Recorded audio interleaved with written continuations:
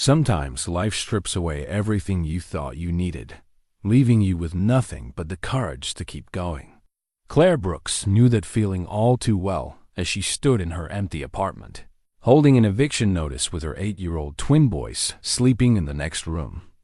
With $200 to her name and nowhere to turn, she bought a rusted old RV from World War II. It seemed like the end of the road. But inside that forgotten camper, she found something that changed everything. Hidden beneath years of dust were the journals of Eleanor, a war bride who had traveled these same highways decades ago, searching for her missing husband. Night after night, Claire read Eleanor's words about hope, heartbreak, and never giving up. The old woman's story began to heal something broken inside Claire's heart. But would a stranger's decades-old journey be enough to save Claire and her boys? Before we jump back in, tell us where you're tuning in from, and if this story touches you, make sure you're subscribed because tomorrow I've saved something extra special for you. The eviction notice had arrived on a Tuesday morning, stamped with red ink that seemed to bleed across the official letterhead. Claire Brooks had stared at it for a full minute before her hands began to shake.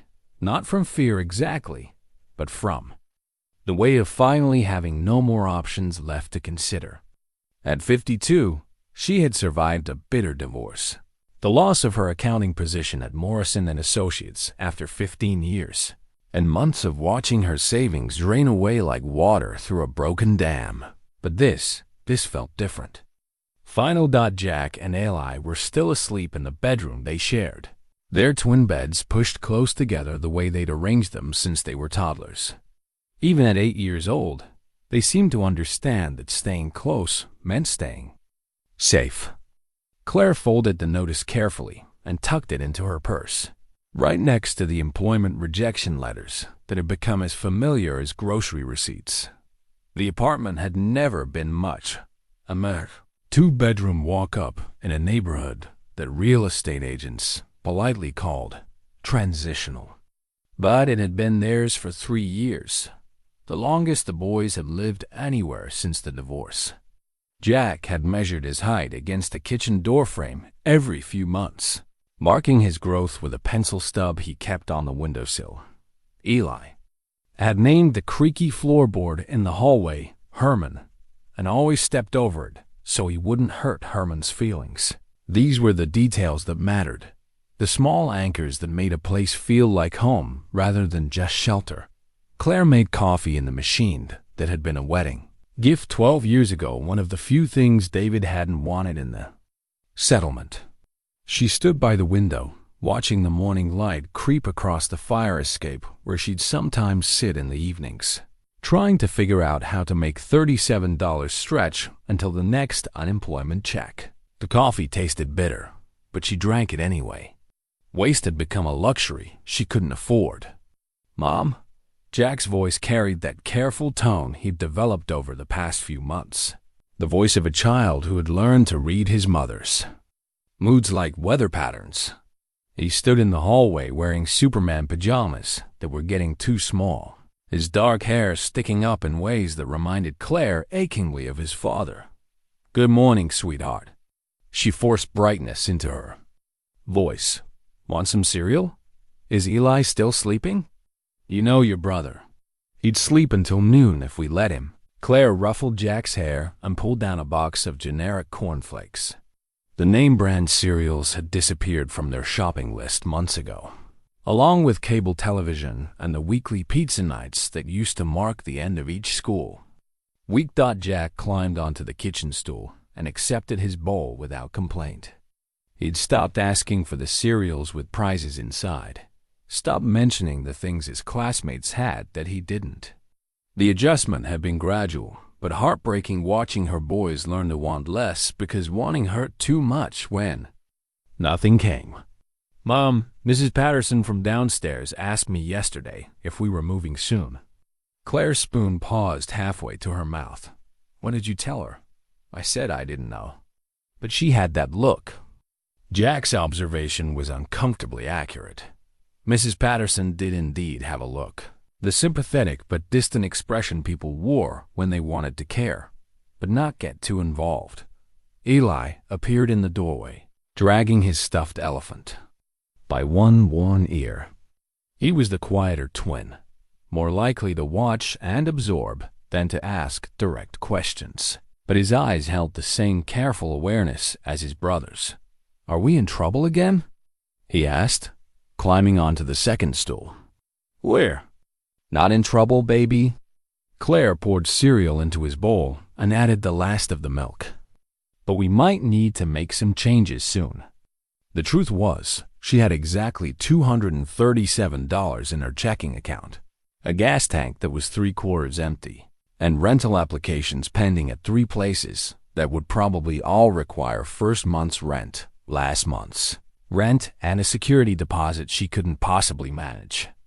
She'd sold everything of value weeks ago, her grandmother's china, David's golf clubs that he'd forgotten to take, even her engagement ring to a pawn shop that offered her a fraction of what she'd hoped. That's when she remembered the Craigslist. And she'd bookmarked the week before, more out of curiosity than any real intent. 1969 Holiday Rambler travel trailer needs work but solid bones, $200 oboe. The photos had shown a rectangular aluminum box on wheels, dented and faded, but apparently functional. The seller had mentioned it was a vintage unit with historical significance. Whatever that meant at the time, it had seemed like madness. Now, with an eviction notice in her purse and nowhere else to turn, madness was starting to look like the only rational choice left. She found the seller's number in her phone and stepped onto the fire escape to make the call. His name was Frank Kowalski, and he sounded like he smoked too much and didn't sleep enough. "Yeah, it's still available," he said when she explained why she was calling. "But I gotta tell you, lady, it's not exactly move-in ready. Needs some work on the electrical, and the water system's been winterized for years. You sure you know what you're getting into?" Claire looked through the window at her sons eating cereal in their 2 small pajamas in the apartment they'd have to leave in less than 2 weeks. "I'm sure," she said. The RV was parked behind Frank's auto shop on the outskirts of town, looking even more battered in person than in the photos. But it was solid. Frank was right about the bones. The exterior was aluminum painted white, now faded to the color of old cream, with teal accents that had probably been cheerful once upon a time. A small awning stretched over what would be the front door, and there were windows along both sides that had been covered from the inside with what looked like old curtains. "She's in 1946, actually," Frank said, running his hand along the side panel. "Built right after the war ended. These things were made to last back then, real craftsmanship, not like the plastic junk they make now." Claire walked around the trailer, testing the hitch mechanism, checking the tires. She knew nothing about RVs, but she understood the basics of structural integrity from helping her father with construction projects when she was young. The frame looked solid, the axles weren't sagging, and when Frank opened the door, it swung smoothly on hinges that barely squeaked. The interior was a revelation. Someone had clearly loved this trailer once. The original cabinetry was intact real wood, not particle board, with hardware that had been carefully maintained. The built-in seating converted to sleeping areas, and there was a tiny kitchen with a sink, stovetop, and an icebox that Frank claimed still worked. Everything was compact but thoughtfully designed, as if the original builders understood that small spaces required careful planning to feel like homes. Previous owner was an elderly lady, Frank explained.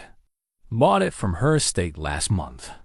She'd had it stored in the barn for decades, which is why the interior's in such good shape. Name was Eleanor something Hartwell, I think. Her family just wanted it gone. Claire ran her fingers along the built-in table, imagining meals shared in this tiny space. The upholstery was faded but clean, and when she opened one of the overhead cabinets, she was surprised to find it wasn't empty. Inside was a small collection of items that looked like they belonged to the previous owner, a few books, some folded linens, and what appeared to be a wooden box pushed toward the back. "Looks like they left some things behind," she said. Frank shrugged, told the family I'd dispose of whatever was left. "You're welcome to whatever's in there. Probably just old junk, anyway." Claire pulled out the wooden box and opened it carefully. Inside, nestled in faded purple velvet, was a wedding ring, a simple gold band that caught the afternoon light streaming through the RV's windows. Beneath the ring was a folded piece of paper with handwriting in blue ink that had faded but was still legible. "For my darling Thomas, until we meet again. All my love, Eleanor." Something about the ring, about the careful way it had been preserved, made Claire's chest tighten with emotion she couldn't quite name. Here was evidence of a love story, a marriage, a life that had been lived fully enough to leave traces behind. She closed the box gently and looked around the RV with new eyes, wondering about the woman who had called this place home, who had traveled these highways with dreams and hopes and someone named Thomas to love. "I'll take it," she said. Frank accepted her $200 cash and handed over a folder with the title and registration papers. He also gave her a quick tutorial on the electrical hookups, the water connections, and the quirks of the propane system that powered the stove and heating. "You got a vehicle that can tow it?" he asked. Claire's Honda Civic was many things, but equipped for towing wasn't one of them. "I'll figure it out," she said, which had become her standard response to most logistical challenges lately. As it turned out, Frank's nephew had a pickup truck and was willing to deliver the RV to their apartment complex for $50 money. Claire couldn't afford, but had to spend anyway. By evening, the Holiday Rambler sat in the parking lot behind her building, looking like a relic from another era surrounded by modern cars and SUVs. Jack and Eli were fascinated. They climbed inside and explored every cabinet, tested the fold-out bed, and discovered that the dinette table had a hidden compartment underneath. Eli immediately claimed the space above the driver's cab as his fort, while Jack was more interested in the mechanical aspects, how the water pump worked, where the battery was located, how the whole thing could be both a vehicle and a house at the same time. "It's like a turtle shell," Eli observed, running his hands along the curved interior walls. "We could carry our house everywhere we go." That night, after the boys were asleep in their own beds for what might be the last time in weeks, Claire returned to the RV with a flashlight and the wooden box she'd found. She sat at the dinette table and opened the box again, studying Eleanor's wedding ring by flashlight. The gold was warm against her palm, and she found herself wondering about the woman who had worn it, about Thomas, about the story that had ended with this ring carefully preserved in a box, instead of on someone's finger. She was about to close the box when she noticed there was more than just the ring and the note inside. Beneath the velvet lining was what looked like a small stack of notebooks journals. She realized, bound in worn leather and tied with ribbon that might once have been red, but had faded to rust-colored brown. Claire opened the first journal carefully, aware that she was looking at someone else's private thoughts, someone else's life recorded in careful handwriting. The first entry was dated September 15th, 1944. "Thomas has been declared missing in action somewhere in France. The telegram came this morning, and I read it 6 times before the words made sense. Missing is not dead. I keep telling myself. Missing means there's still hope, still a chance that he'll come home to me. I've decided to wait, no matter how long it takes. Our love is stronger than war, stronger than distance, stronger than fear. I will find him or he will find me. Until then, I carry his heart with me wherever I go." Claire felt tears sting her eyes. Here was a love story interrupted by war. A young woman facing uncertainty with courage that Claire wasn't sure she possessed herself. She turned to the next entry, then the next, drawn into Eleanor's world of waiting and hoping and refusing to give up. As she read, Claire began to understand that this RV hadn't just been Eleanor's home. It had been her vehicle for searching. Entry after entry described travels to different cities, visits to hospitals and military offices, conversations with other war brides who had also lost their husbands to the machinery of conflict. Eleanor had spent months, maybe years, traveling the country in search of information about Thomas, armed with nothing but his photograph, his dog tags, and an unshakable belief that love could overcome anything. October 3rd, 1944. Drove to the WWII hospital in Denver today. No record of Thomas there, but I met a nurse who promised to keep his photograph and call me if anyone matching his description arrives. She said I was brave to keep looking, but I don't feel brave. I feel desperate and determined and more alone than I ever imagined possible. But giving up feels like betraying everything we promised each other. So tomorrow I'll drive to Colorado Springs, then Pueblo, then wherever the road takes me next. Claire read until the flashlight battery began to dim, then carefully closed the journal and returned it to the box. She sat in the darkness of the RV, surrounded by the remnants of another woman's life, another woman's search for the person she loved most. The parallels weren't exact. Claire wasn't looking for a missing husband, but for a way to provide for her children, for a path forward when all the conventional paths seemed to have closed. But something about Eleanor's determination, her refusal to accept that missing meant gone forever, resonated deeply. Claire touched the wedding ring once more, then closed the box. Tomorrow she would have to tell Jack and Eli that they were going to live in the RV, at least temporarily. Tonight, she would let herself believe that Eleanor's story might somehow help guide her own. The morning came too soon, bringing with it the reality that had been postponed by Eleanor's journals. Claire woke on the fold-out bed, her neck stiff from the unfamiliar mattress, but her mind clearer than it had been in weeks. Through the small window, she could see Jack and Eli getting ready for school in their bedroom. She returned to the apartment, where the boys were eating toast and arguing quietly about whether Herman the floorboard had feelings. "It's not just wood," Eli insisted. "Herman talks to us every morning." "Floorboards don't have feelings," Jack replied, but without his usual dismissive tone. He seemed more willing to let his brother believe in small magics lately. Claire poured coffee and sat down across from them. The conversation she needed to have felt impossibly large, but difficult truths were easier with breakfast and morning. "Light. Boys, we need to talk about something important." Both looked up immediately, their expression shifting from contentment to alert concern. Claire had seen this transformation too many times, the way her children had learned to brace themselves for bad news. "Are we moving?" Jack asked directly. "Yes, we are." Claire reached across and touched both their hands. "We're going to try something different for a while. Something that might actually be an adventure." Eli's eyes widened. "Are we going to live?" "In the RV. For now, yes. It'll be like camping, but better because we'll have our own space and we can go wherever we want." "What about school?" Jack's practical nature went immediately to logistics. "We'll figure that out as we go. Maybe you'll get to see parts of the country most kids never visit. What about our stuff?" Eli gestured around the apartment. Claire had been dreading this question. "We'll take the important things, your clothes, your books, the games you really love. Everything else we'll have to leave behind." The silence that followed was filled with 8-year-old minds processing the magnitude of change.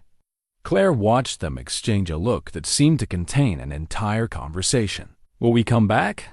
Eli asked quietly. "I don't know, sweetheart. This is new for all of us." Jack straightened his shoulders. "When do we leave?" "Tomorrow." That afternoon, while the boys were at school, Claire began the heartbreaking process of deciding what could fit in an RV. She started with her own belongings, ruthlessly eliminating everything that wasn't essential. When Jack and Eli returned, they found boxes stacked in the living room and their mother surrounded by the remnants of their previous life. Eli walked over and sat beside her, leaning against her shoulder. "It's okay, Mom," he said. "Herman will miss us, but maybe the new people will be nice to him too." That evening, Claire returned to Eleanor's journals while the boys packed their belongings. The second journal began in December 1944, 3 months since the telegram came. "I've traveled through Colorado, Utah, and Nevada, visiting every military hospital, every VA office I can find. People look at me with pity when I show them Thomas's photograph, but they don't understand. I can feel him out there somewhere." Claire turned the page and found something that made her sit up straighter, a hand-drawn map tucked between the journal pages. It showed a route across the western United States, with towns marked in red ink and notes in Eleanor's handwriting. Sacramento via hospital, no record. Reno Red Cross nurse promised to call. The map revealed Eleanor's systematic approach, the methodical way she had covered territory in her quest for Thomas. At the bottom, Eleanor had written, "Thomas, if you're reading this someday, know that I never stopped looking. This route is my promise to you." Hidden beneath the map, Claire found a small cloth bag containing military dog tags. She opened it carefully and pulled out 2 metal pieces on a chain. Hartwell, Thomas R. 34,789,521 T44 B Protestant. These were Thomas's dog tags, the identification every soldier wore. Eleanor had carried them from hospital to hospital, showing them to anyone who might have information about the soldier they represented. "Mom?" Jack's voice came from the doorway. "Can we see what you're reading?" Claire looked up to find both boys standing at the RV entrance, curious about what had been holding her attention. She made a decision that surprised herself. "Come here," she said, making room on the dinette bench. "I want to tell you about Eleanor." She showed them the wedding ring, the journals, the map, and finally Thomas's dog tags. She explained about the war, about soldiers who went missing, about wives who searched and refused to give up hope. Jack and Eli listened with intense focus. "So, she lived in here while she looked for her husband?" Eli asked, running his hands along the table. "That's right. This RV was her home while she traveled all over the country, visiting hospitals and offices. Did she find him?" Jack wanted to know. Claire hesitated. She'd only read the first 2 journals, and there were several more in the wooden box. "I don't know yet. I'm still reading her story." "Can we help look for clues?" Eli asked. "Maybe there are more things hidden in here." The idea of turning their situation into a mystery to solve appealed to something in Claire that had been dormant since childhood. "I think that's a wonderful idea," she said. "Tomorrow, when we start our own journey, we can also continue Eleanor's. Maybe we can find out what happened to Thomas." That night, their last night in the apartment, Claire lay awake listening to familiar sounds, footsteps in the hallway, the hum of the refrigerator. Tomorrow, they would wake up to different sounds, to the adventure of the road and the uncertainty of a life without fixed address. But for the first time in months, Claire felt something that might have been optimism. Eleanor's story had given her a framework for understanding that searching didn't have to mean wandering aimlessly. It could mean having purpose, having direction, having hope. Outside, the RV waited in the parking lot like a patient animal, ready to carry them toward whatever came next. Inside it, Eleanor's journals held the rest of the story, the continuation of a quest that had been interrupted by time, but might not be finished yet. Morning came with the sound of rain against the RV's aluminum roof, a steady drumming that felt like nature's way of commenting on their departure day. Claire woke to find both boys already awake in the dinette area, whispering to each other while looking out the window at the gray sky. "Is it a bad sign?" Eli asked when he noticed she was awake. "Rain is never a bad sign," Claire said, though. She felt a flutter of anxiety about driving an unfamiliar vehicle in wet weather. "It just means we'll have a cozy first day." The morning routine felt surreal, brushing teeth in the tiny RV bathroom, making breakfast on the compact stovetop while rain continued its percussion overhead. Claire had arranged for Frank's nephew to drive them and the RV to the edge of town, where they would officially begin their journey. Her Honda would stay behind, another casualty of their changed circumstances. As they waited for their ride, Claire discovered that the RV had a peculiar personality. The water pump made a cheerful humming sound when turned on, as if it were excited to work. The refrigerator clicked and settled like an old dog finding a comfortable position. Most mysteriously, there was a gentle ticking sound that seemed to come from somewhere near the driver's cab, regular as a heartbeat. "Maybe it's Eleanor," Eli suggested when Claire mentioned the ticking. "Maybe she's still here with us." Jack rolled his eyes but didn't contradict his brother. Instead, he was more interested in the mechanical aspects of their new home. "Mom, why does the whole thing shake when the wind blows?" "Because it's designed to be lightweight," Claire explained, though she was learning as much as they were. "It has to be light enough for a car to pull it, but that means it moves with the weather." Frank's nephew arrived precisely at 9. A young man named Danny, who looked like he'd rather be anywhere else, but seemed competent enough with the truck. The process of hitching the RV was more complex than Claire had imagined, involving chains and electrical connections and a lot of checking and double-checking that everything was secure. "You sure you know what you're doing?" Danny asked, not unkindly, as Claire signed the final paperwork.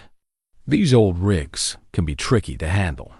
"We'll figure it out," Claire said, which had become her standard response to most questions about their future. By noon, they were parked at a truck stop on the outskirts of town, officially homeless, but also officially free. Claire sat in the driver's seat of the truck.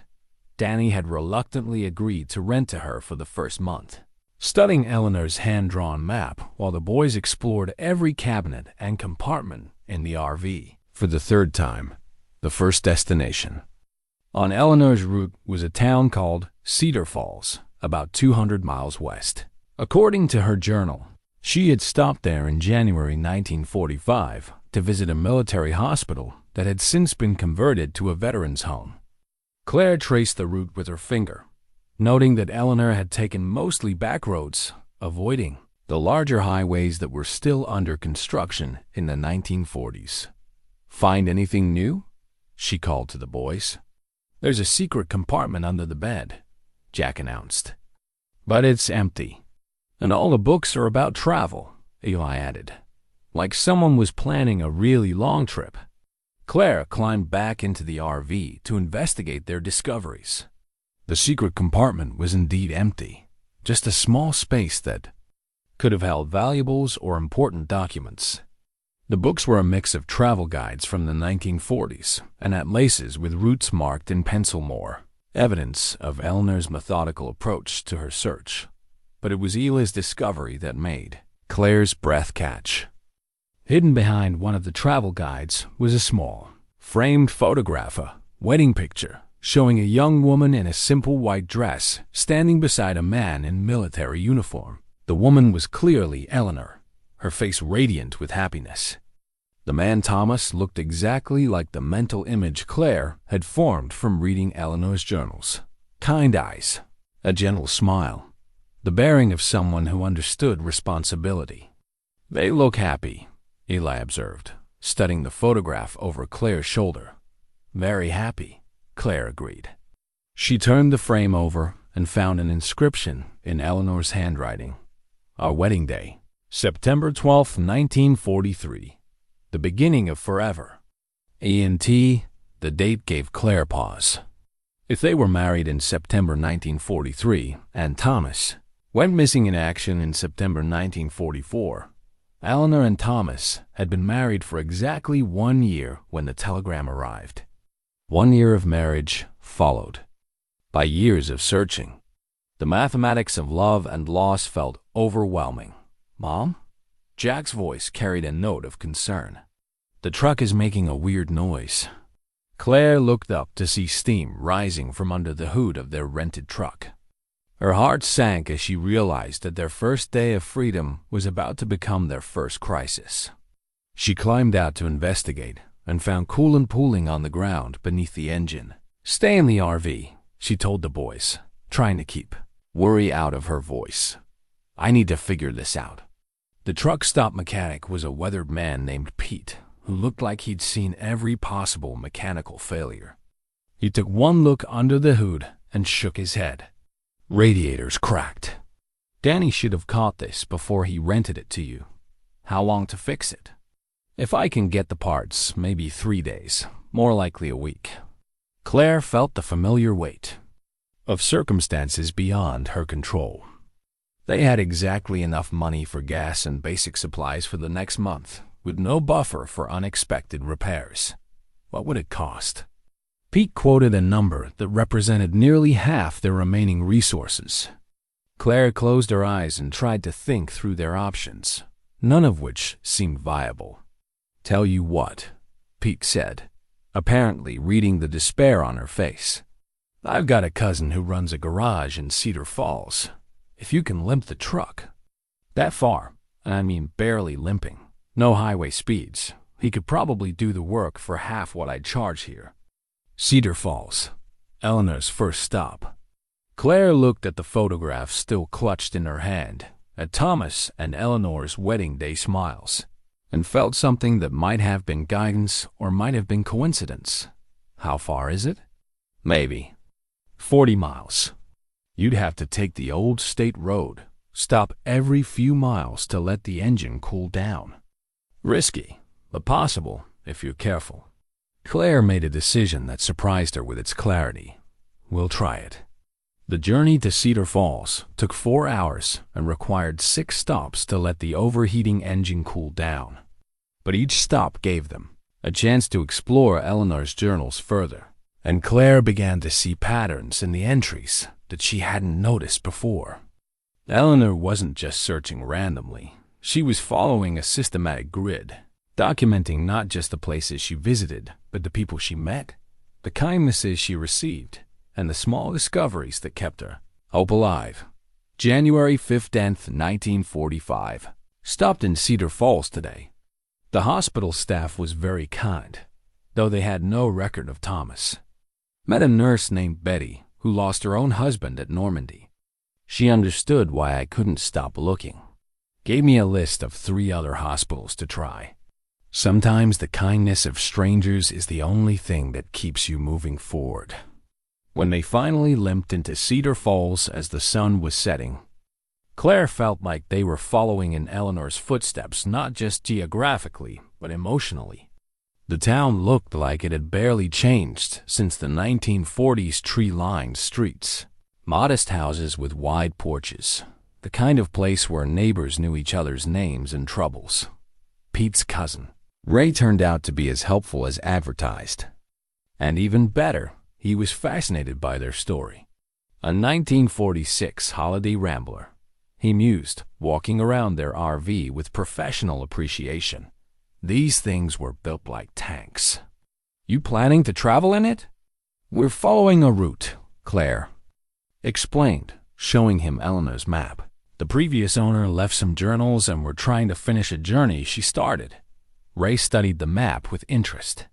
"This is old Route 34, he said, tracing Eleanor's penciled line with his finger.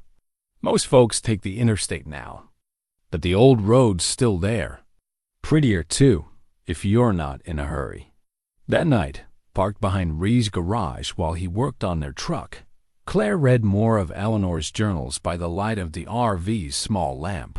The boys had claimed the dinette area for a game of cards, their voices a comforting murmur in the background. For the first time since leaving their apartment, Claire felt something approaching contentment. They weren't tourists or travelers. They were pilgrims, following a path laid down by love and loss and determination. Eleanor's photograph sat on the small shelf above the dinette, and Claire found herself glancing at it periodically, as if seeking approval or guidance from the woman who had once called this small space home. Outside, Cedar Falls settled into evening quiet, and Claire realized that tomorrow they would continue west, following Eleanor's route toward answers that might still be waiting after all these years. Ray had their truck running by mid-morning. And more importantly, he had traced Eleanor's route on a current road map, marking the places where her penciled path intersected with roads that still existed. Your Eleanor was smart, he said, handing Claire the updated map. She stayed off the main highways where the military police might have hassled a woman traveling alone. These back roads will give you the same view she had. Claire studied the route while the boys helped Ray organize his tools, both of them fascinated by the garage's collection of vintage car parts. The next stop on Eleanor's journey was a town called Millfield, where she had visited a Red Cross station in February 1945. That building's still there, Ray mentioned when Claire pointed to the location. It's a community center now, but Mrs. Patterson, who runs it, might remember some of the old records. Her mother worked for the Red Cross during the war. As they prepared to leave Cedar Falls, Claire felt the weight of following in someone else's footsteps, but also the comfort of having a path to follow. Eleanor's hand-drawn map had become their guide, her journal entries their roadbook for navigating, not just geography, but the emotional terrain of their journey. The drive to Millfield took them through countryside that seemed untouched by the decades since Eleanor had passed through. Rolling hills dotted with farmhouses, two-lane roads that curved around stands of old oak trees, and small towns where the main street still held a hardware store, a diner, and a post office that looked like it hadn't changed since the 1940s. It's like time travel, Eli observed from his perch in the passenger seat, nose pressed to the window as they passed a farm where horses grazed near a red barn. Jack was more interested in the mechanics of their journey. "Mom, why does the trailer pull to the right when the wind blows?" "Weight distribution," Claire explained, though she was learning as much as teaching. "The wind catches the side of the RV like a sail, so we have to adjust our steering to compensate." They stopped for lunch at a roadside park that might have been there when Eleanor passed through. While the boys explored a small creek that ran behind the picnic tables, Claire opened Eleanor's third journal and found entries that felt increasingly personal, as if Eleanor had been writing not just to document her search, but to maintain her sanity. February 8th, 1945. Woke up this morning and for just a moment, I forgot where I was. Thought I was back in our little apartment. Thought I could smell Thomas's coffee brewing in the kitchen. The disappointment of remembering hit me like a physical blow. But then I saw the sunrise through the RV window, and I remembered that every morning brings new possibilities. Today, I drive to Millfield. Today might be the day I find news of him. The entry was accompanied by Eleanor's careful sketch of the sunrise she had witnessed, drawn in the margins of the journal page. Claire traced the simple lines with her finger, imagining Eleanor sitting at this very table 78 years ago, watching the same sun rise over the same landscape, holding on to hope despite months of disappointment. "Find something interesting?" Jack asked, returning from his exploration of the creek with muddy shoes and a collection of smooth stones in his pockets. "Eleanor drew pictures sometimes," Claire said, showing them the sunrise sketch. "Look how carefully she drew the clouds." Eli leaned over the journal, studying Eleanor's artwork with serious attention. "She was lonely," he said quietly. "You can tell because she drew the sun like it was her only friend." The observation was so perceptive that Claire felt her throat tighten with unexpected emotion. Her 8-year-old son had intuited something about Eleanor's emotional state that Claire herself was only beginning to understand: the isolation of traveling alone, of carrying hope in the face of mounting evidence that hope might be futile. They reached Millfield by mid-afternoon, a town even smaller than Cedar Falls, but with the same timeless quality. The building that had once housed the Red Cross station was indeed still standing, a modest brick structure that now bore a sign reading Millfield Community Center. Claire parked the RV in the gravel lot behind the building and approached the front door with a mixture of anticipation and nervousness. Mrs. Patterson turned out to be a woman in her 70s with silver hair and the kind of alert eyes that suggested a lifetime of paying attention to details. When Claire explained their quest, her face lit up with recognition. "Oh my goodness," she said. "Eleanor Hartwell. I remember my mother talking about her. Such a determined young woman, driving around the country in that little trailer, showing everyone Thomas's photograph." Claire felt her heart skip. "Your mother actually met Eleanor?" "Several times. Eleanor came through here 3 or 4 times over the course of a year, always hoping someone new might have information. My mother kept detailed records. We still have some of the old files in the basement." The basement of the community center was a treasure trove of wartime memorabilia. Mrs. Patterson led them through boxes of documents, newspaper clippings, and photographs from the 1940s until she found what she was looking for. A manila folder labeled Missing Persons Inquiries, 1944 to 1946. Inside the folder were copies of forms filled out by people searching for missing relatives. And there, in Eleanor's precise handwriting, was a missing person report for Thomas Hartwell. But more than that, there was a notation in different handwriting at the bottom of the form. "Check with Denver VA. Hospital possible match reported March 15, 45. Claire stared at the notation, her hands trembling slightly. "This says someone in Denver might have had information about Thomas." Mrs. Patterson adjusted her glasses to read the faded writing. "That's my mother's handwriting. She always followed up on leads, even if they seemed unlikely. Did Eleanor know about this lead? I'm not sure. Mother would have tried to contact her, but Eleanor was constantly traveling. Communication was much harder then. No cell phones. No easy way to track someone down if they were on the road." Claire felt a chill of possibility. What if Eleanor had missed this crucial piece of information? What if the answer she had been searching for had been waiting in Denver while she continued traveling west? Back in the RV, Claire spread Eleanor's map on the dinette table and traced the route with her finger. Eleanor had indeed gone to Denver, but not until May 1945, 2 months after the potential lead had been reported to the Red Cross in Millfield. Had she learned about the Denver information too late? Had she missed Thomas by a matter of weeks or days? "Mom, you look like you saw a ghost," Jack observed. "Maybe I did," Claire said softly. She opened Eleanor's 4th journal and began searching for entries about Denver.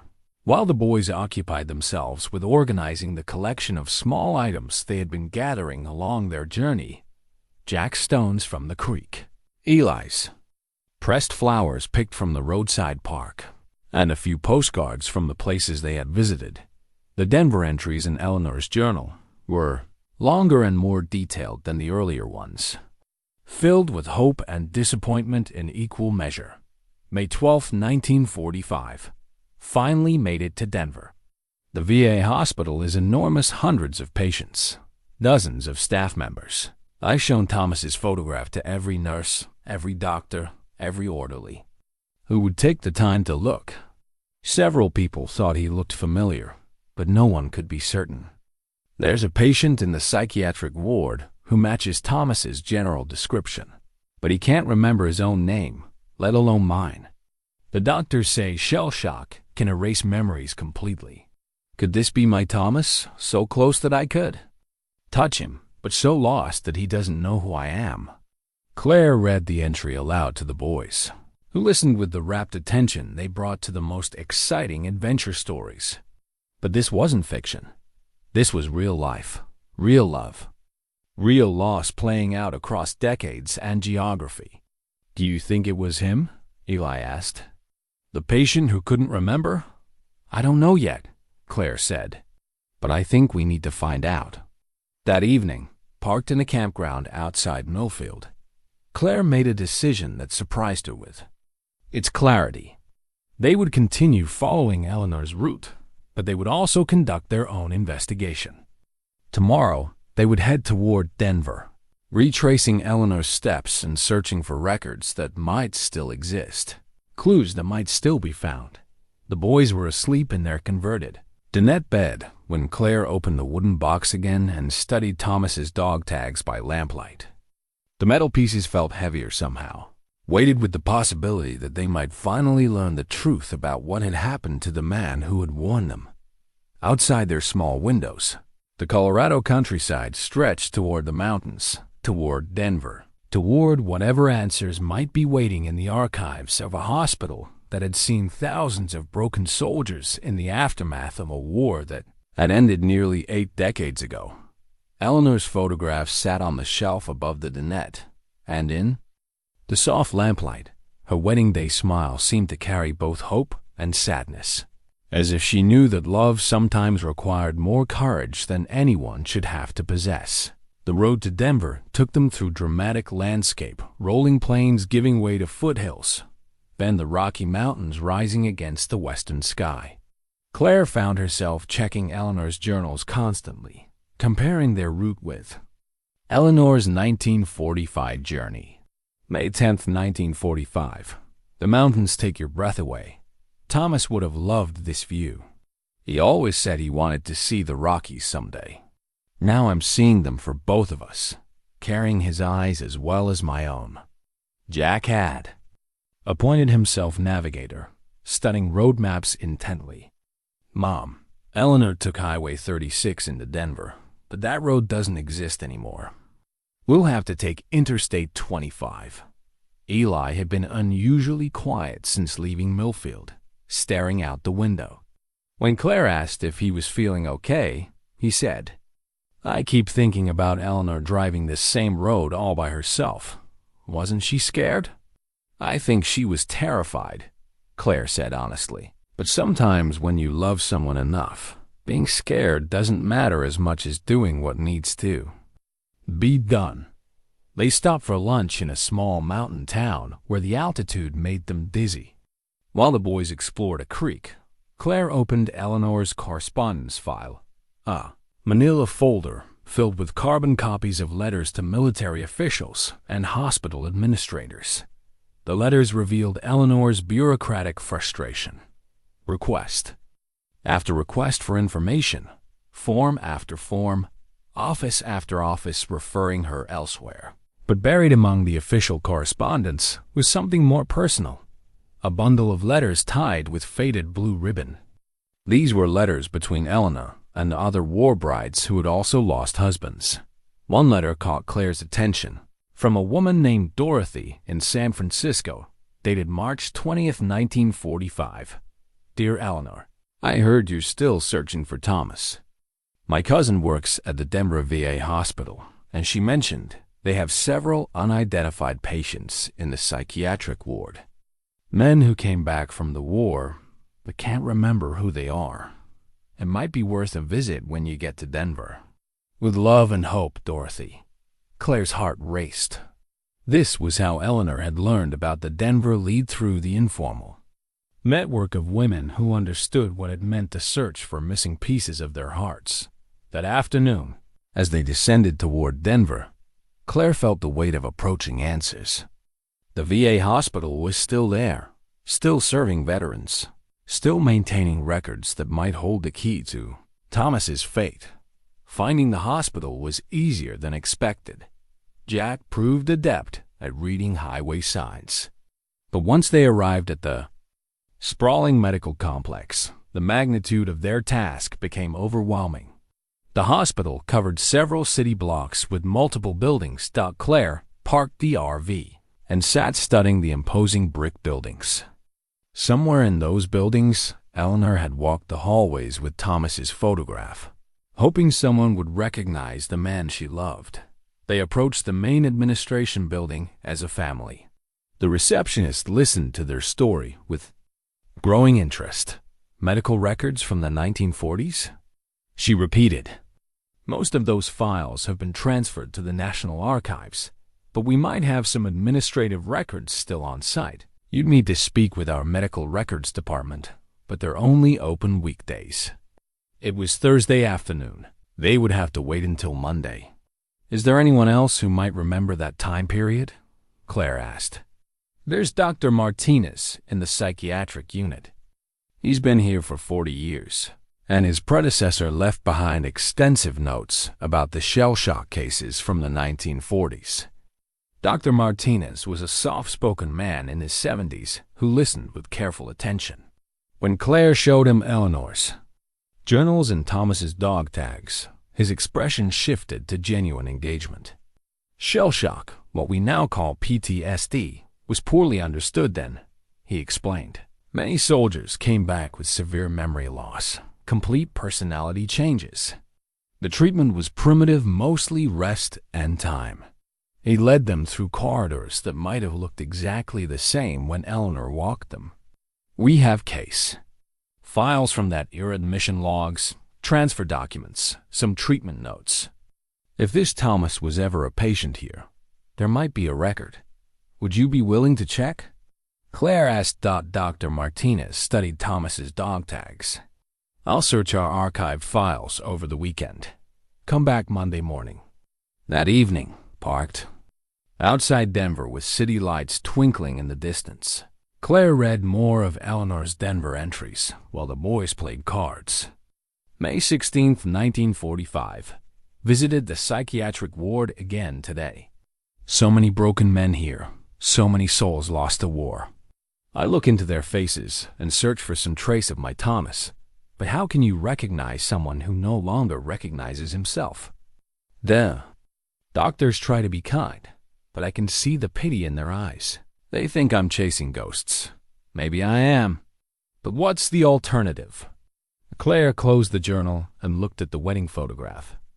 In 3 days, they might finally learn what had happened to the young soldier who had disappeared into war, leaving behind only dog tags, a wedding ring, and a wife who refused to stop looking. The weekend stretched ahead of them, filled with anticipation and the limbo of waiting for answers. Claire woke Saturday morning to find the boys at the dinette with Eleanor's journals spread before them. We found something, Eli announced. Look what was pressed between the pages. He held up dried wildflowers, carefully preserved between tissue paper. The flowers were translucent with age, their colors faded to sepia tones. Daisies, lupins, and Indian paintbrush, all native to Colorado mountains. Eleanor collected flowers, Jack explained. There are pressed flowers in almost every journal, with little notes about where she found them. Claire examined the delicate specimens, reading Eleanor's notations. Lupins from the roadside near Georgetown, May 11th, 1945. Daisies from the field behind the Denver VA hospital, May 15th, 1945. Indian paintbrush from the campground where I cried myself to sleep, May 18th, 1945. The flowers told a parallel story, beauty found amid heartbreak. Small moments of wonder preserved alongside the larger narrative of searching. Eleanor had been creating her own herbarium of hope. She was like a scientist, Eli observed, collecting specimens and writing down exactly where she found them. Or like someone who understood that memories need anchors, Claire said softly. They decided to spend the weekend following Eleanor's route through Denver, visiting places she had described. Their first stop was the campground where Eleanor had stayed, a modest RV park that had existed since the 1940s. The campground manager was Betty, who had inherited the business from her parents. When Claire explained their quest, Betty's face lit up. Oh my goodness, we have a whole file on Eleanor Hartwell, she said. She stayed here multiple times over the years, always in that same little trailer. Betty pulled out a folder marked Regular Guests, 1940s, 1960s. Inside were registration cards showing Eleanor had returned to Denver at least 6 times between 1945 and 1963, always staying for a week, always listing her purpose as visiting VA hospital. Eleanor was the most determined person my mother ever met, Betty continued. She always gave her the same campsite, number 7, under the big cottonwood tree. It's still available if you'd like to stay there tonight. That evening, parked where Eleanor had spent so many nights, Claire opened the 5th journal. May 20th, 1947. Third time back to Denver. Still no definitive answers. I'm beginning to wonder if I'm chasing shadows that exist only in my heart. But then I remember his hands, the way he touched my face the morning he left for France. And I know that kind of love doesn't just disappear. Sunday morning brought a phone call that changed everything. Dr. Martinez's voice was calm but carried excitement.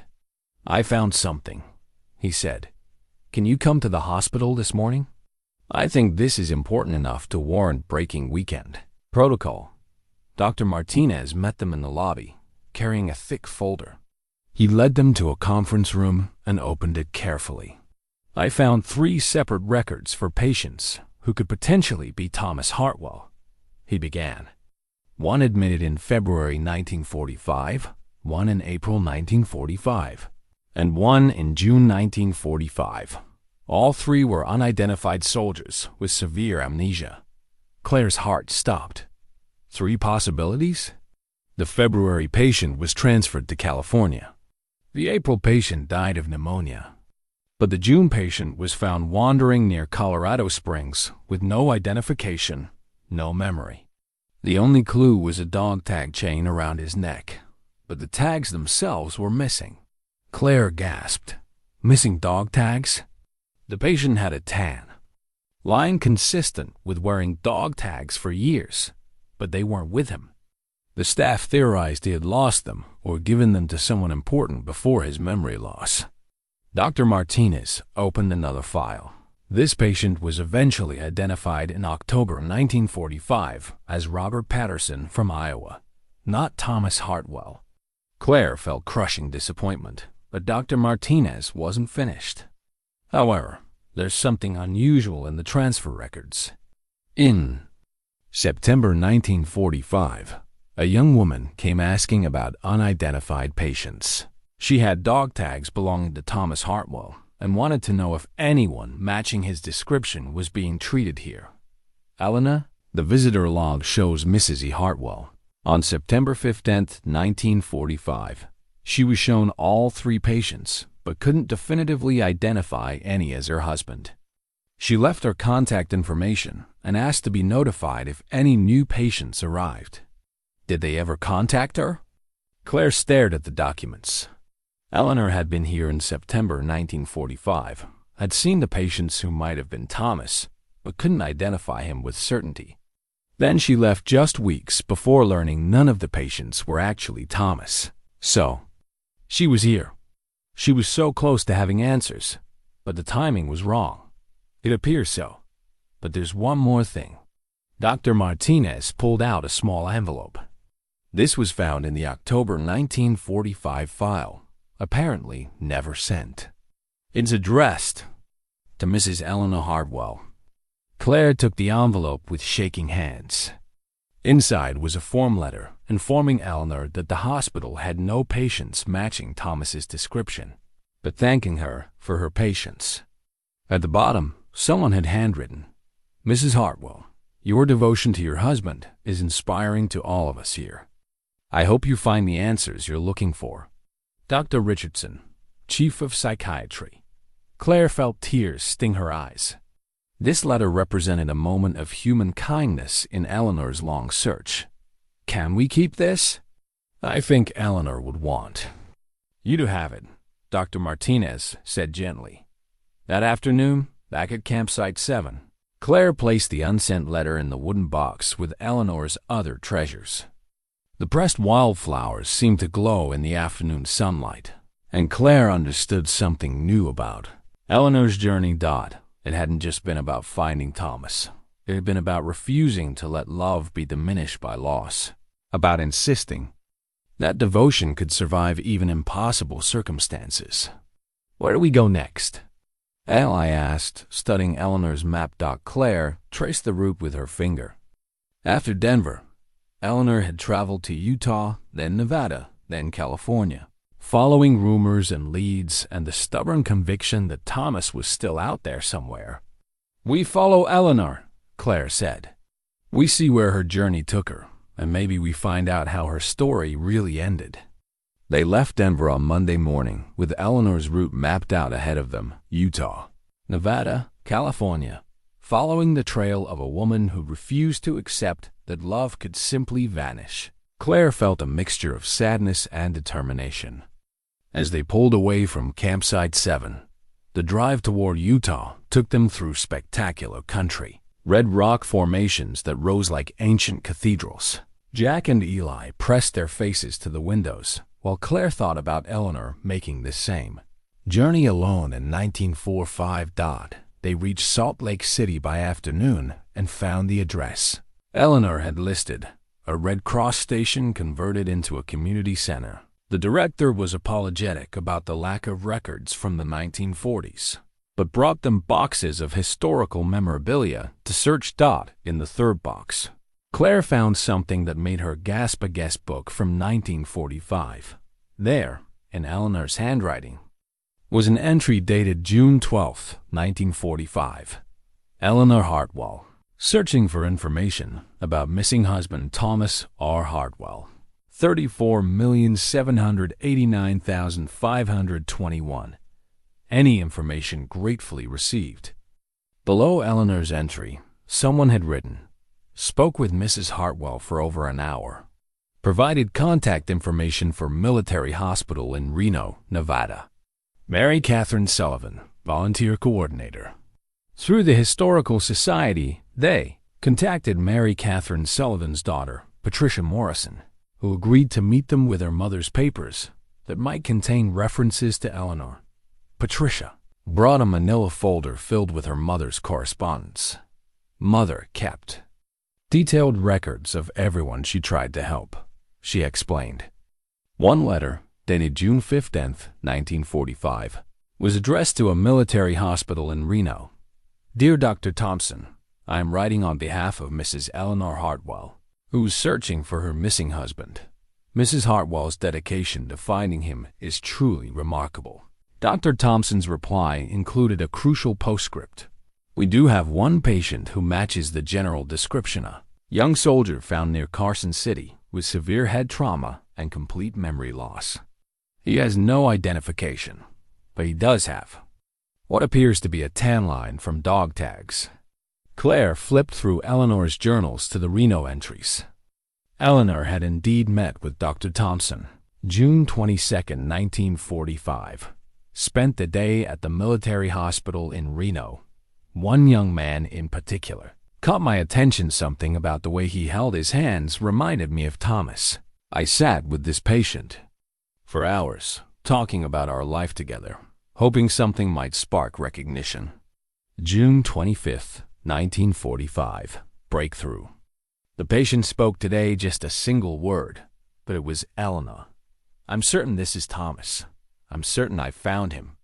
But the entries took a devastating turn. June 28, 1945.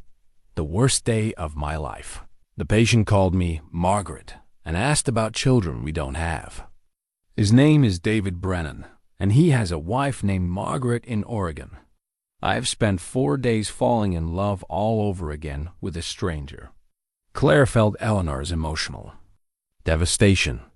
To believe you had found the person you loved most, only to discover it was mistaken identity. "But wait," Jack said, studying Patricia's folder. "There's something else here." He pulled out a telegram dated July 15, 1945, addressed to Mary Catherine Sullivan. Urgent stop: patient David Brennan revealed additional information. Stop before memory loss. He was transferred from field hospital in France with another soldier named Thomas. Stop believes Thomas was sent to different facility. Stop possible lead for Amaris Hartwell. Stop. Claire's heart raced. David Brennan remembered something about Thomas, that they were together in France. Eleanor's entries from July 1945 showed her already traveling toward California, apparently unaware that crucial information had emerged just after she left Reno. She missed another clue, Jack observed. But there was something else in Patricia's folder that changed everything. A final letter from Dr. Thompson, dated August 1945. Dear Miss Sullivan, I am writing to inform you of a development regarding Mrs. Eleanor Hartwell. Our patient, David Brennan, has provided detailed information about the field hospital in France where he last saw Thomas Hartwell.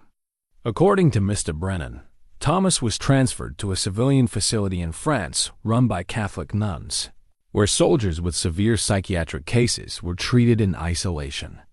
Thomas may still be there, as patients who couldn't be identified often remained indefinitely. I have enclosed the address, Convent of St. Margaret, Bayeux, France. Claire's hand shook. Thomas might have been in France the whole time. She flipped through Eleanor's later journals, searching for any mention of France or the convent. But entry after entry from late 1945 and early 1946 showed no indication that Eleanor had received this crucial information. The realization hit her. Eleanor had been searching on the wrong continent. That evening, parked outside Salt Lake City, Claire made a decision that surprised her. Instead of continuing Eleanor's westward route, they needed to find out what had really happened to Thomas. If he had been in France, there might be records, documentation, some trace of what became of him. She opened the RV's hidden compartment, where she had been storing Eleanor's most precious items, and began searching more carefully. Behind the wooden box, wedged into a corner she hadn't noticed before, her fingers found something that made her breath catch: a thin envelope addressed to Eleanor, in handwriting she didn't recognize. The envelope was postmarked Bayeux, France, 1963, and had been opened carefully, as if Eleanor had treasured whatever was inside. Claire pulled out a letter written in English, but with the formal style of someone for whom English was not a first language. Dear Mrs. Hartwell, I am writing at the request of Mother Superior Sister Catherine, who asked me to contact you regarding your husband, Thomas Hartwell. I regret to inform you that Thomas passed away peacefully in our care on March 15th, 1962, after living here for 17 years. Though he never recovered his complete memory, in his final years he often spoke of a woman named Eleanor, whom he believed he had loved deeply. Sister Catherine wanted you to know that he was well cared for, and that your name was among his last words. Enclosed, please find his personal effects. With deepest sympathy, Father Henry Dubois. Claire's vision blurred with tears. Thomas had been alive, had lived until 1962 in a French convent, never fully remembering Eleanor, but somehow carrying the essence of their love until the virus till the end. But there was more in the envelope. A small tissue-wrapped package containing a wedding ring, clearly a man's band, and a folded piece of paper. Claire opened the paper with trembling hands and found Thomas's handwriting, shaky but legible. Eleanor, I don't remember your face, but I remember how you made me feel. Safe, loved, complete. If you ever receive this, know that even without my memories, my heart never forgot you. I hope you found happiness. I hope you found peace. All my love from the part of me that remains. Thomas. The letter was dated December 1961, just months before Thomas died. Claire sat in stunned silence, holding the evidence of a love that had transcended memory loss, distance, and time. Eleanor had spent nearly 20 years searching for Thomas, never knowing he was alive in France, never learning that he had died still loving her, even without remembering why. Mom? Eli's voice was small. Did Eleanor ever find out? Claire looked at the letter again, noting that the envelope was postmarked 1963, but Eleanor's last journal entry was from 1964. Yes, she said quietly. I think she did find out, right at the end. The boys looked at the wedding ring, the letter, the evidence of a love story that had played out across continents and decades without the lovers ever reuniting. So she never got to see him again? Jack asked. No, but she never stopped loving him, and he never stopped loving her, even when he couldn't remember why. Claire carefully returned Thomas's letter and ring to the envelope, understanding now why Eleanor had kept this hidden in the deepest recesses of the RV. This wasn't just the end of her search. It was proof that love could survive anything, even the complete erasure of memory. The discovery of Thomas's final letter changed everything. Claire sat in the RV that night, holding the evidence of a love story that had played out across continents and decades. While Jack and Eli slept in their converted dinette bed, the boys had listened to the translation of Thomas's letter with the solemn attention they brought to the most important stories, understanding that they had witnessed something profound about the nature of love and memory. But Claire couldn't sleep. She kept reading and rereading Thomas's shaky handwriting. "Eleanor, I don't remember your face, but I remember how you made me feel. Safe, loved, complete." The letter was proof that love could survive even the complete erasure of memory, that the heart could hold on to feelings even when the mind had lost the ability to explain them. More importantly, the letter was dated December 1961, and Eleanor's final journal was dated 1964. Claire opened Eleanor's last journal with trembling hands, searching for any mention of France, of the convent, of finally learning what had happened to Thomas. The final journal was different from the others. Eleanor's handwriting was less steady, the entries shorter and more reflective. She had been in her 40s by then, no longer the young bride who had started the search in 1944. The early entries from 1963 showed Eleanor still traveling, still visiting hospitals and military offices, but with less frequency and more resignation. March 10, 1963. 20 years this year since Thomas and I were married. 18 years since he went missing. I am no longer the woman who believed that love could conquer anything, but I am not ready to become the woman who believes that love means nothing. Somewhere between faith and despair lies acceptance, and I am trying to find that place. But then, in an entry dated June 15, 1963, everything changed. A letter came today from France, from a priest at a convent in Bayeux, responding to an inquiry I don't remember making. The International Red Cross must have forwarded my information years ago, and it has taken all this time to reach me. The letter is about Thomas. They have found Thomas. Claire's heart raced as she continued reading. He was there. All this time, he was there, in France, in a convent where nuns cared for soldiers whose minds had been broken by the war. Father Dubois writes that Thomas lived there for 17 years, never fully remembering his past, but often speaking of a woman named Eleanor, whom he believed he had loved deeply. He died peacefully in March of 1962, and his final words included, "My name." Claire could barely breathe as she read Eleanor's raw emotional response. I don't know whether to feel grateful or devastated. Grateful that he is finally at peace, that he was cared for by people who understood his suffering. Devastated that we were separated by an ocean while I searched every highway in America, looking for him in all the wrong places. If I had known, if someone had told me, I could have gone to France. I could have sat with him in that convent garden. I could have helped him remember. The entry continued with Eleanor's attempt to process the magnitude of what she had learned. Father Dubois sent me Thomas's personal effects, his wedding ring, which he wore until the end, and the letter he wrote in his final months. I have read the letter so many times that I have memorized every word. He remembered love without remembering why. He remembered my name without remembering my face. Is that enough? Is love without memory still love? I think perhaps it is the purest kind of love stripped of everything except the essential truth that this person mattered, that this person was worth caring about. Claire felt tears streaming down her cheeks as she realized that Eleanor had indeed learned the truth about Thomas, had received the letter that Claire now held, had finally understood that her 20-year search had been both futile and necessary. Futile because Thomas had never been where she was looking. Necessary because love required that kind of devotion even when devotion seemed pointless.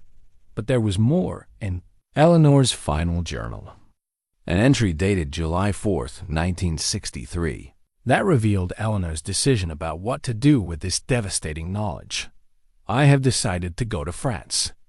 Not to search for Thomas, that search is over, but to visit the place where he lived his final years. To see the garden where he walked, to thank the people who cared for him when I could not. I own that pilgrimage. I owe myself that closure. The next several entries documented Eleanor's preparations for the trip to France, her first journey outside the United States, her first time flying on an airplane, her nervous excitement about visiting the convent of St. Margaret, where Thomas had spent his final years. August 20th, 1963. Arrived in Bayeux yesterday. The convent is smaller than I imagined, but more beautiful. Stone buildings covered with ivy, gardens filled with herbs and vegetables, a chapel where the nuns pray for the souls of the soldiers they have cared for over the years. Sister Catherine, the Mother Superior, is in her 80s now, but still sharp, still kind. She remembered Thomas immediately when I mentioned his name. August 21st, 1963. Sister Catherine showed me Thomas's room today. It overlooks the garden where he spent most of his time, sitting on a bench beneath an apple tree, watching the seasons change. She said he was happiest in the spring when the apple blossoms were blooming. He would sit there for hours, and sometimes he would say my name like he was calling to someone he couldn't see. Claire had to pause in her reading, overwhelmed by the image of Thomas sitting alone in a French garden, calling Eleanor's name without understanding why that name mattered to him. August 22nd, 1963. I sat on Thomas's bench today, beneath his apple tree. Sister Catherine left me alone there for the entire afternoon, and I tried to imagine him in that space, tried to feel some connection to the years he had spent there without me. The strangest thing happened. I felt at peace for the first time since 1944. Not happy, exactly, but peaceful, as if I had finally arrived at the place I was meant to be. The journal entries from Eleanor's week in France painted a picture of a woman finally finding closure after decades of searching. She met other nuns who had cared for Thomas, visited the chapel where memorial services had been held for soldiers who died in their care, and spent hours in the garden where Thomas had found whatever peace was available to him, but it was Eleanor's. Final entry from France that broke Claire's heart. August 28th, 1963. My last day here. I am leaving Thomas's wedding ring on his grave in the convent cemetery, along with a letter I have written to him, all the things I wanted to say but never had the chance to.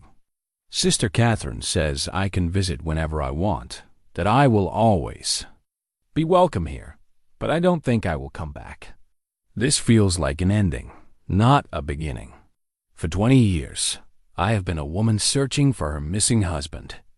Now I need to learn how to be a woman whose husband is no longer missing. He is simply gone. Claire closed the journal and sat in the darkness of the RV, processing everything she had learned. Eleanor had found Thomas, but only after he was dead. She had made the pilgrimage to France, had found closure at his grave, had finally understood that her search was over. But there was still something Claire didn't understand. Eleanor's final journal was dated 1964, a year after her trip to France. What had happened in that final year? How had Eleanor's story really ended? She opened Eleanor's address book, the artifact that had guided so much of their journey, and found something she had missed before. Written on the back cover, in Eleanor's careful handwriting, was an address in California. Sunset Manor Care Facility, Carmel, California. Contact Dr. Margaret Stevens, Director. Below the address was a date, January 15th, 1964. Claire felt a chill of understanding. Eleanor had been in a care facility in California in 1964.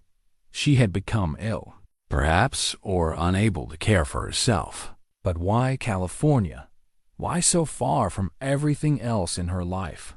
She searched through Eleanor's papers more carefully and found something that answered her question. A letter from Dr. Margaret Stevens, dated December 1963. Dear Mrs. Hartwell, thank you for your inquiry about our specialized care program for individuals dealing with traumatic grief.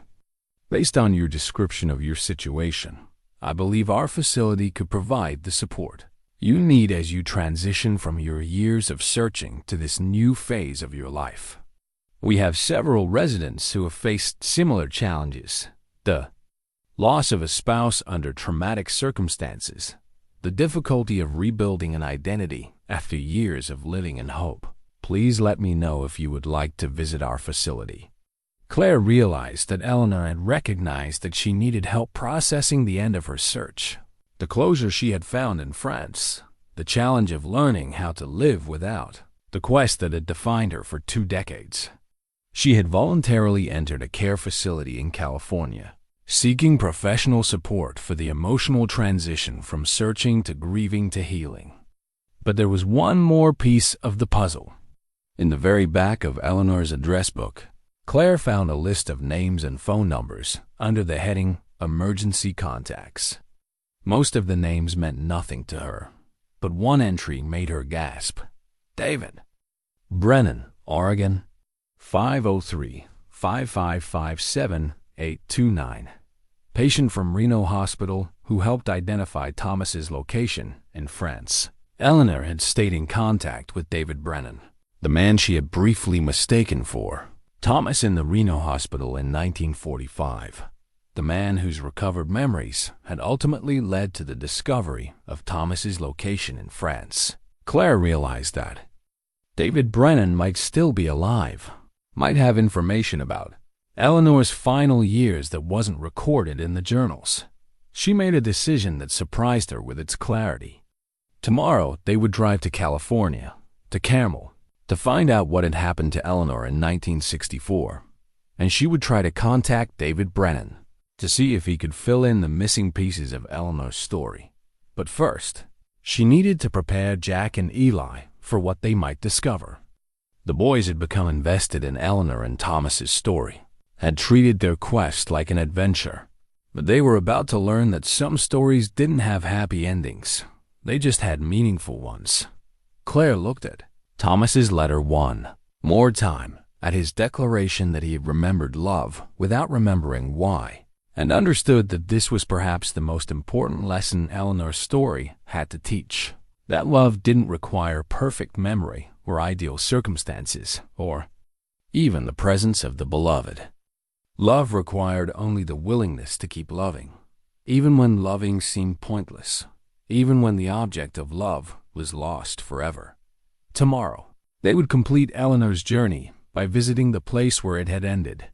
Tonight, Claire would hold on to the truth that Eleanor and Thomas had loved each other across time and distance and memory loss, and that their love had mattered even when it seemed futile. Outside the RV, Salt Lake City slept beneath a canopy of stars that Eleanor and Thomas had both seen at different times in different places, carrying the same questions about love and loss and the meaning of devotion.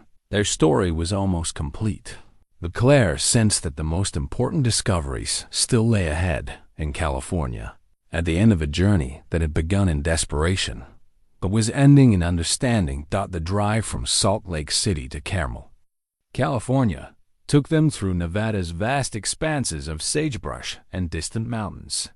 This was the route Eleanor had taken in reverse in 1964, driving from her decades of searching toward whatever peace she had found.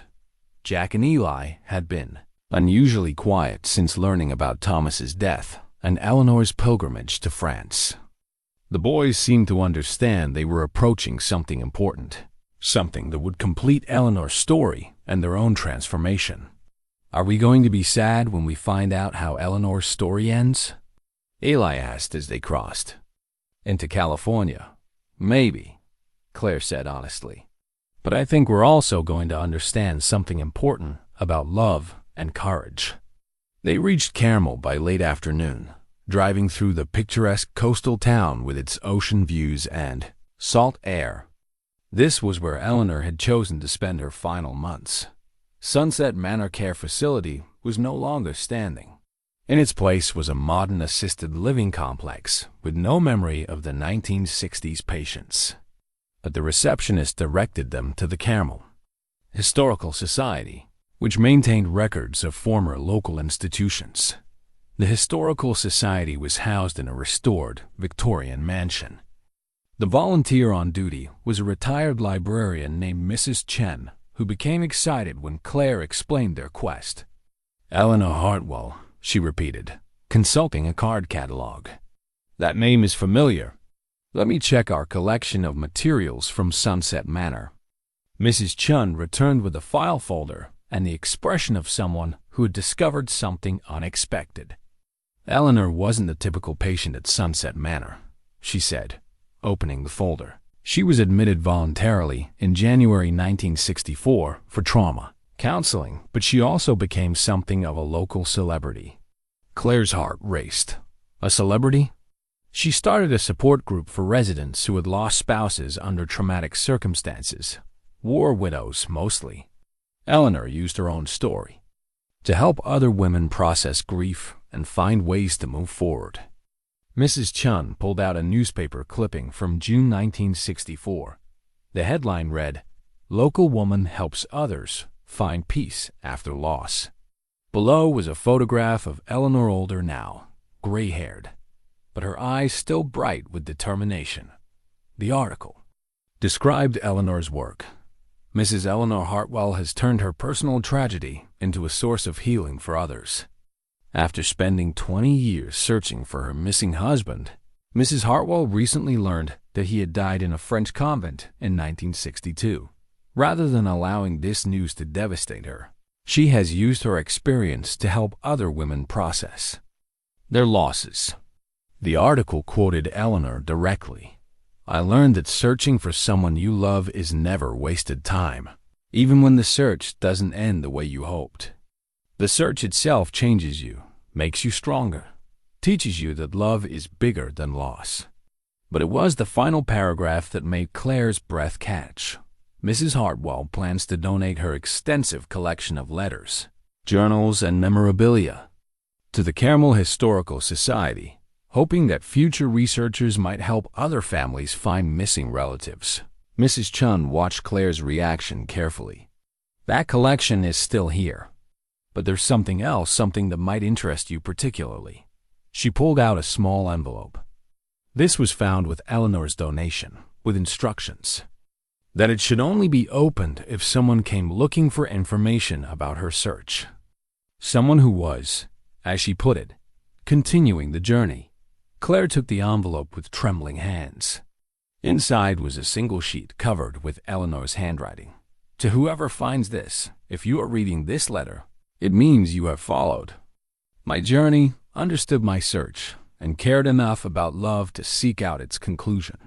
I want you to know that I found peace here in Carmel, not because my search ended successfully, but because I finally understood that the search itself was the point. 20 years of refusing to give up on Thomas taught me that love doesn't require perfect outcomes. It only requires perfect devotion. I spent my final months helping other women understand that grief can become wisdom, that loss can become strength. I died peacefully on September 15th, 1964, exactly 20 years to the day after Thomas was declared missing in action. Take care of my little RV. Take care of my journals. Remember that your own story is just as important, just as worthy of devotion. Love never ends. It just changes form." Eleanor Hartwell, September 1964. Mrs. Chun handed Claire a tissue. "There's one more thing. Eleanor's buried in the Carmel Cemetery, and on her grave marker, she requested a specific inscription. What does it say? Eleanor Hartwell, 1922 to 1964. She never stopped looking. She never stopped loving. She never stopped believing that both mattered." The Carmel Cemetery was peaceful, overlooking the Pacific Ocean, with simple headstones among cypress trees shaped by ocean wind. Eleanor's grave was easy to find simple. Granite with the inscription, that summarized a life dedicated to love and searching. But there was something else at Eleanor's grave that made Claire gasp. A small bouquet of fresh flowers, clearly placed recently, and a folded piece of paper tucked beneath them. Claire picked up the note with trembling hands. The handwriting was shaky but legible. Dear Eleanor, I come here every year on the anniversary of Thomas's death to tell you that someone still remembers your story. You taught me that love doesn't end with death. It just changes form. Thank you for showing me how to transform grief into purpose. Your friend always, Margaret Brennan. Claire stared at the signature. Brennan. Margaret Brennan. Who's Margaret Brennan? Jack asked. David Brennan was the patient Eleanor mistook for Thomas in Reno. Margaret must be his wife, the woman he remembered when his memory returned. Eli studied the flower's fresh daisies, the same type Eleanor had pressed in her journals. She's been taking care of Eleanor's grave. That evening, Claire made phone calls while the boys explored their campground. Directory assistants found a David Brennan Jr. in Oregon who agreed to talk when Claire explained their quest. You're asking about my parents, he said warmly. Dad passed away in 1995, but Mom's still alive. She's 93 now, in assisted living, but her mind is sharp. And yes, she definitely remembers Eleanor Hartwell. Would she be willing to talk to us? Mom's been telling Eleanor's story for 60 years. She'd love to meet someone who's been following in Eleanor's footsteps. Margaret Brennan was a tiny woman with silver hair and bright blue eyes. When Claire introduced herself and the boys, Margaret's face lit up. You're the ones with Eleanor's RV, she said immediately. I've been hoping someone like you would come along eventually. You've been hoping? Sit down, dear. I have so much to tell you. Margaret gestured to chairs in her apartment. Eleanor changed my life. If it weren't for her, David and I never would have found each other again. When David had recovered his memory in 1945, he had been devastated to learn that he had caused Eleanor such pain by resembling her missing husband. He felt terrible about it, Margaret explained. But Eleanor told David that he had given her something precious anyway. Hope. She said that seeing David recover his memory proved that love was strong enough to call people back from the darkness. Margaret reached for a photo album. Eleanor and I stayed in touch after David recovered. She would write about her search, and I would write back with encouragement. She opened the album to letters in Eleanor's handwriting. There's one in particular you need to see. Margaret pulled out an envelope postmarked September 1964. Inside was Eleanor's final letter. Dear Margaret, by the time you read this, I will be gone. I'm writing to ask you a favor. I believe someone will come looking for my story someday. Someone who needs to understand that love can survive anything. When that person comes, please tell them that my search was never really about finding Thomas. It was about proving that love doesn't end with death or distance or memory loss. I'm leaving my RV with hidden things, journals, letters, mementos, that tell the real story of what love looks like when it's tested. Please visit my grave when you can. Leave flowers, daisies, like the ones I pressed in my journals. And if someone comes asking about me, tell them that Eleanor Hartwell died knowing that love is the only thing that really matters. Claire wiped tears from her eyes. You've been visiting her grave all these years because of this letter? Every year on the anniversary of Thomas's death. David came with me until he passed away, and now I go alone. Eleanor asked me to keep her memory alive. Margaret reached over and took Claire's hand. But now you're here, and you followed her journey, and you understand what she was really searching for. I think my job is finally complete. Jack had been studying photographs in Margaret's album. Mrs. Brennan, there's a picture here of Eleanor with other ladies. Margaret smiled. Those are the women from Eleanor's support group at Sunset Manor. The war widow, she helped learn how to transform their grief into strength. Eleanor's influence spread far beyond her own story. They prepared to leave. Margaret pulled out a small wrapped package. Eleanor left this for whoever came looking for her story. She said I would know the right person when I met them. Claire unwrapped the package with trembling hands.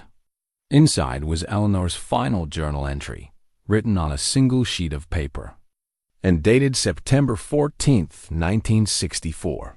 Tomorrow marks 20 years since Thomas was declared missing in action.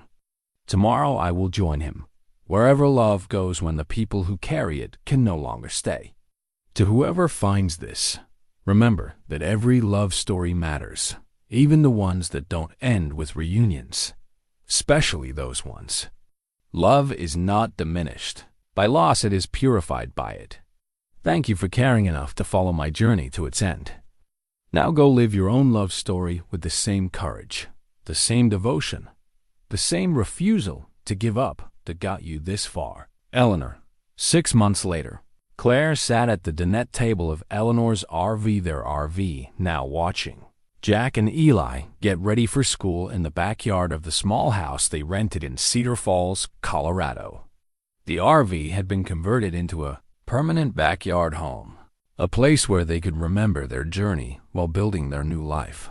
Claire had found work at the local accounting firm, a position that paid enough to cover rent and groceries with a little left over for savings. The boys had adapted to their new school with the resilience that had carried them through their months on the road, making friends who were fascinated by their story of following a decades-old love story across the American West.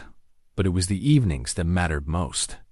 Every night after homework and dinner, the three of them would gather in the RV for what they had come to call Eleanor time, reading from her journals, looking at the photographs and pressed flowers, talking about the lessons they had learned. From following in her footsteps, on the shelf above the dinette, Eleanor's wedding ring sat in its purple velvet box next to Thomas's dog tags and a photograph of their wedding day. These artifacts had become their family's most treasured possessions, not because of their monetary value, but because of the story they told about love that could survive anything. Claire had started a blog about their journey, sharing Eleanor and Thomas's story with readers around the world. The response had been overwhelming, hundreds of comments from people who had lost loved ones, who were struggling with their own searches, who found comfort in Eleanor's message that love was worth pursuing even when pursuit seemed hopeless. More importantly, the blog had connected them with other families searching for missing relatives. Claire had become an informal coordinator, using Eleanor's methodical approach to help organize searches, connect families with resources, and provide emotional support for people who understood that sometimes love meant never giving up. "Mom," Jack called from the backyard, "Mrs. Patterson is here." Mrs. Patterson from Cedar Falls, not the same Mrs. Patterson who had helped them in Millfield, but another elderly woman who had become part of their extended family. She stopped by every few weeks to check on them and to hear updates about the families they were helping through the blog. "How's the Morrison family search going?" she asked, settling into the RV's comfortable seating area. "We found him," Claire said, unable to keep the excitement out of her voice. "Mr. Morrison's brother. He's been living in a veterans facility in Arizona for 30 years, suffering from dementia. The family is driving down this weekend to see him." Mrs. Patterson smiled. Eleanor would be proud. The new journal sat open on the table, Claire's own record of their life after the journey, of the families they had helped, of the lessons they continued to learn about love and loss, and the courage required for both. She had started it the day they settled in Cedar Falls, understanding that their story was worth preserving just as Eleanor's had been. November 15th, 6 months since we completed Eleanor's journey.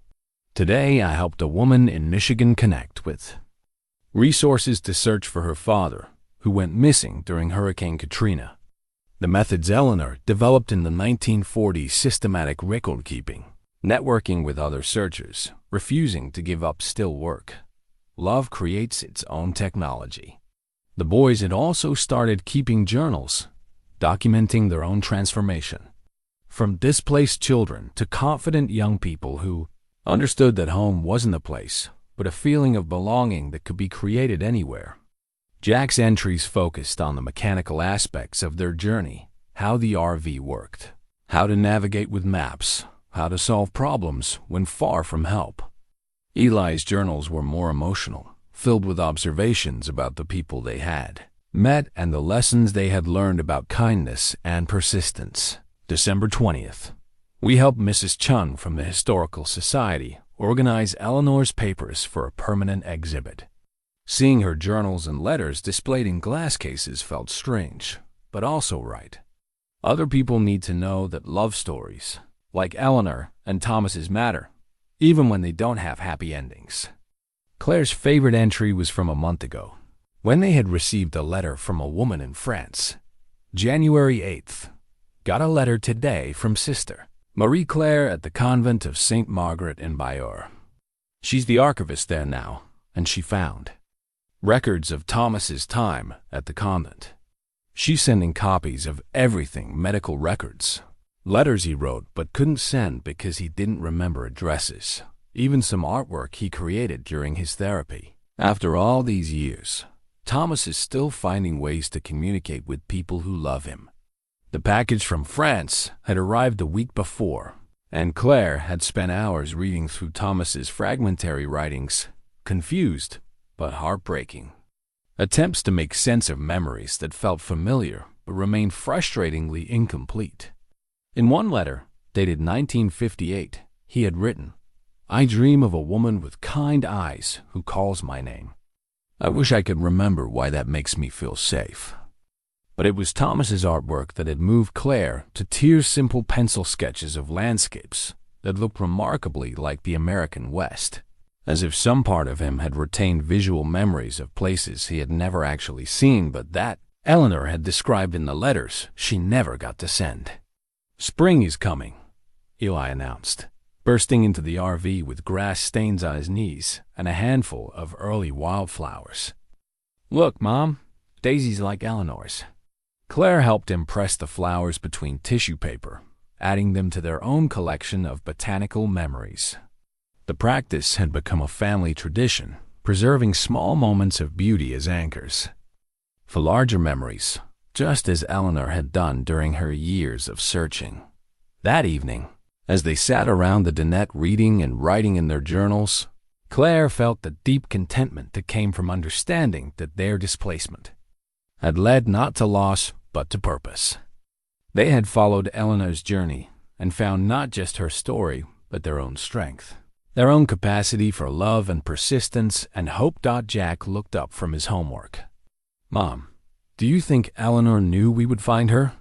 Claire considered the question seriously. "I think Eleanor knew that love creates its own magnetism, that people who need certain lessons will somehow find the teachers they need, even if those teachers have been gone for decades. Like how we needed to learn that our family was strong enough to survive anything," Eli asked. "Exactly like that." Outside, their small windows, Cedar Falls settled into evening quiet, and Claire realized that they had completed more than just Eleanor's geographical journey. They had learned to transform displacement into adventure, uncertainty into faith, and loss into the recognition that love was indeed the only thing that really mattered. Eleanor's final words echoed in her mind.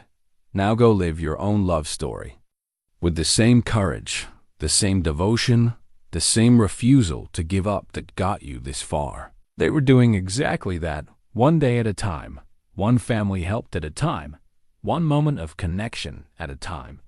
Love had not ended with Eleanor and Thomas, it had multiplied, creating ripples that were still spreading across the world, touching strangers who would never know their names but would benefit from their example. Claire opened her journal and began to write. "Love never ends. It just changes form, finds new voices, creates new stories. Tonight we are living proof that Eleanor was right about everything that mattered."